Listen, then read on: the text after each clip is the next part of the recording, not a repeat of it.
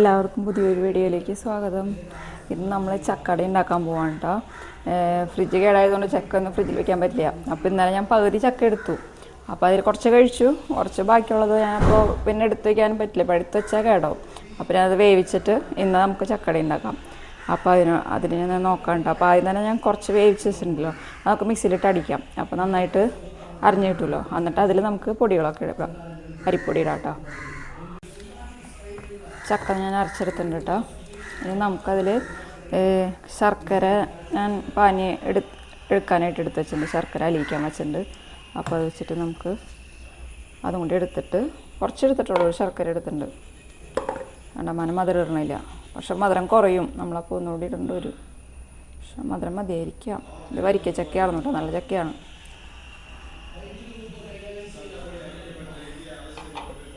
ഞാൻ പൊടിയും കൂടി എടുക്കട്ടെ കേട്ടോ. ചക്ക നന്നായിട്ട് അരിഞ്ഞ് കിട്ടിയിട്ടുണ്ട്.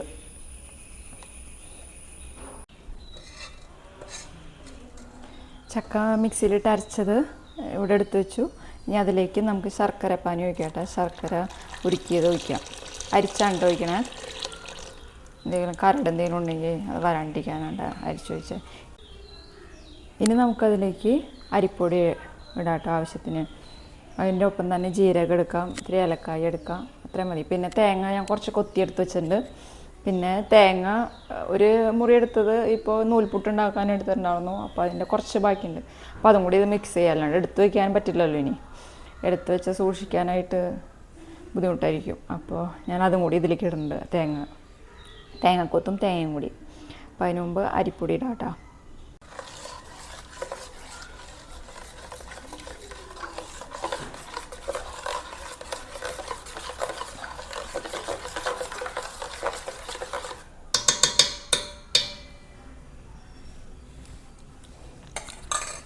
നല്ല മധുരം ഇപ്പോൾ തോന്നുന്നുണ്ട്. ഇനി അതിൻ്റെ ഒപ്പം തന്നെ നമുക്ക് തേങ്ങക്കൊത്തും തേങ്ങ ആ ചിരകിയ ബാക്കിയുള്ള കുറച്ചും കൂടി ഇടാം. പിന്നെ ജീരകവും ഏലക്കായും കൂടി ഇട്ടിട്ട് ഒന്ന് മിക്സ് ചെയ്തിട്ട് പിന്നെ നമുക്ക് അരിപ്പൊടി ഇടാം കേട്ടോ.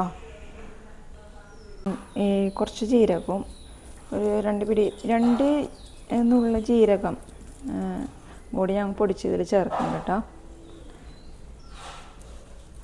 വേറെ ഒന്നും എടുക്കണില്ല. പിന്നെ തേങ്ങക്കൊത്തും തേങ്ങ ചിരകി കുറച്ച് വെച്ചതും.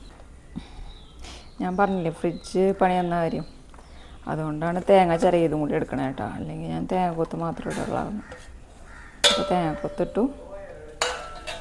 ഇനി നമുക്ക് തേങ്ങ ചിരകിയത് ബാക്കിയുള്ള കുറച്ച് ഉണ്ട്, അതിനി എടുത്ത് വയ്ക്കണ്ടല്ലോ. അപ്പോൾ അതും കൂടി ഇതിലേക്കിട്ട് ഇതുപോലെ എന്തെങ്കിലും അഡ്ജസ്റ്റ്മെൻ്റ് എല്ലാവരും ചെയ്തിട്ടുണ്ടാവില്ലേ ജീവിതത്തിൽ മിക്കപ്പോഴും. ഫ്രിഡ്ജിന് പക്ഷേ ഇത്ര ഇമ്പോർട്ടൻസ് ഉണ്ട്. നമ്മളിത് ഇങ്ങനെ ഓരോന്നും ചെയ്യുമ്പോഴാണ് കേട്ടോ മനസ്സിലാവണേ. അല്ലെങ്കിൽ നമ്മൾ സാധാ പോലെ അതിന് അത്ര ജീവിതത്തിൻ്റെ ഭാഗം തന്നെയാണ് ഇപ്പോൾ ഓരോന്നും ഇല്ലാണ്ടാവുമ്പോഴാണ് നമുക്ക് അതിൻ്റെ എത്രത്തോളം പ്രധാനമാണെന്ന് നമുക്ക് അറിയണേ. പിന്നെ മിക്സ് ചെയ്ത് കഴിഞ്ഞ് നമുക്ക് അരിപ്പൊടി ഇടാം. എത്ര ഉണ്ടെന്ന് പറയാൻ പറ്റും, വേണമെന്നറിയാൻ പറ്റും. 2.5 കപ്പ് പൊടി എടുത്തിട്ടുണ്ട് കേട്ടോ ഞാൻ. അപ്പോൾ അതൊന്ന് മിക്സ് ചെയ്യട്ടെ. മധുരം ഉണ്ട്, അത്യാവശ്യമുണ്ട്. ഇനി എന്താ വെച്ചാൽ നമ്മൾ ഉണ്ടാക്കി കഴിയുമ്പോൾ ഒന്നുകൂടി മധുരം കുറയും. അപ്പോൾ നന്നായിട്ട് മധുരം ഫ്രണ്ടിലോട്ട് നിൽക്കണം, എന്നാലാണ് ഇത് ചെയ്ത് കഴിയുമ്പോൾ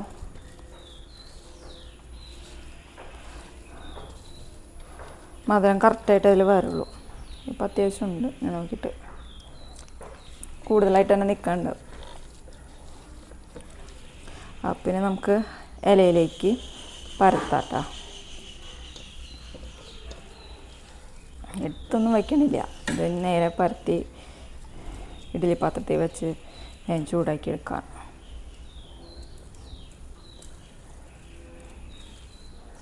അപ്പം ഞാൻ ഇലയിലേക്ക് പരത്തിയിട്ട് വയ്ക്കാം. ഇതുപോലെ എന്തെങ്കിലുമൊക്കെ നമ്മൾ ഫ്രിഡ്ജില്ലാണ്ടോ അല്ലെങ്കിൽ നമ്മൾ കറണ്ട് പോകുമ്പോഴോ എന്തെങ്കിലുമൊക്കെ, അല്ലെങ്കിൽ മിക്സിയുടെ പ്രശ്നമൊക്കെ ഉണ്ടാകുമ്പോൾ നമ്മൾ ഫേസ് ഇട്ടുള്ള കാര്യങ്ങളൊക്കെ ഇല്ല, ആരെങ്കിലും കമൻറ്റിലൊക്കെ പറഞ്ഞോട്ടാ. മിക്സി ചിലപ്പോൾ അങ്ങനെ പണി തന്നിട്ടില്ല. പണി തരുമ്പോൾ അതിനനുസരിച്ച് നമ്മൾ മാറ്റി ചെയ്യലാണ് പതിവ്. ഇതെന്ന് വെച്ചാൽ നമ്മളെ കുറച്ച് സാധനങ്ങൾ നമ്മൾ ഫ്രിഡ്ജിൽ വെച്ചിട്ടുണ്ടായിരുന്നു. ഇപ്പോൾ ചില പൊടികളൊക്കെ കുരുമുളകൊന്നും നമ്മൾ ഇപ്പോഴെടുക്കില്ലായിരുന്നു. പിന്നെ ഈ കാശ്മീരി മുളക് പൊടി അതൊന്നും എപ്പോഴും എടുക്കില്ല. അപ്പോൾ അതൊക്കെ ഞാൻ ഫ്രിഡ്ജിലാണ് വെച്ചിരുന്നത്. പിന്നെ എൻ്റെ കുറച്ച് ഈ ജെല്ലൊക്കെ കറ്റാർവാഴയുടെ ജെല്ലൊക്കെ എടുത്ത് വെച്ചിട്ടുണ്ടായിരുന്നു. കറ്റാർവാഴയുടെ ജെല്ല് കറ്റാർവാഴയ്ക്ക് തന്നെ ഒഴിച്ചു കൊടുത്തു ഞാൻ. അത് കേടായി, പിന്നെ അതെനിക്ക് എടുക്കാൻ പറ്റില്ലായിരുന്നു. പിന്നെ ഒരു ടോണർ ഉണ്ടാക്കി വെച്ചിട്ടുണ്ടായിരുന്നു. അത് ഞാനിപ്പോൾ ഹെന്ന പാക്ക് ഉണ്ടാക്കിയപ്പോൾ അതിലേക്ക് എടുത്തു. അങ്ങനെ ഫ്രിഡ്ജിൽ കുറേ ആൾക്ക് കേടാൻ വേണ്ടിയിരിക്കാൻ വേണ്ടി വച്ചിരുന്നു. അപ്പോഴാണ് നമ്മുടെ ഫ്രിഡ്ജിന് എത്രത്തോളം ജീവിതത്തിൽ പ്രാധാന്യം ഉണ്ടെന്ന് എനിക്ക് മനസ്സിലായി. അപ്പോൾ ആർക്കെങ്കിലുമൊക്കെ എന്തെങ്കിലും അനുഭവം ഉണ്ടെങ്കിൽ കമൻറ്റിലൂടെ പറയണോട്ടെ. ഇപ്പോൾ നമ്മൾ ഇലയിൽ പരത്തി വെച്ചുട്ടാ. ഇപ്പോൾ ഇത്രയുണ്ട്, ഇനിയും കുറച്ചും കൂടി ചെയ്യാനുണ്ട്. പക്ഷെ ഞാൻ ഇല എടുക്കണില്ല, ഇല തീർന്നു. അപ്പോൾ ഞാൻ ഇനി ഇല എടുക്കണില്ല. അത് കിണ്ണത്തപ്പാക്കി ഇത്തിരി കൂടി വെള്ളം ഒഴിച്ച് ലൂസാക്കിയിട്ട് കിണ്ണത്തപ്പാക്കിയിട്ട് എടുക്കാം. അപ്പോൾ ഇനി ഇല എടുക്കണ്ടല്ലോ. അപ്പോൾ 2 കിണ്ണത്തപ്പത്തിന് ഉണ്ടാവും, അല്ലെങ്കിൽ ഒരെണ്ണത്തിന്.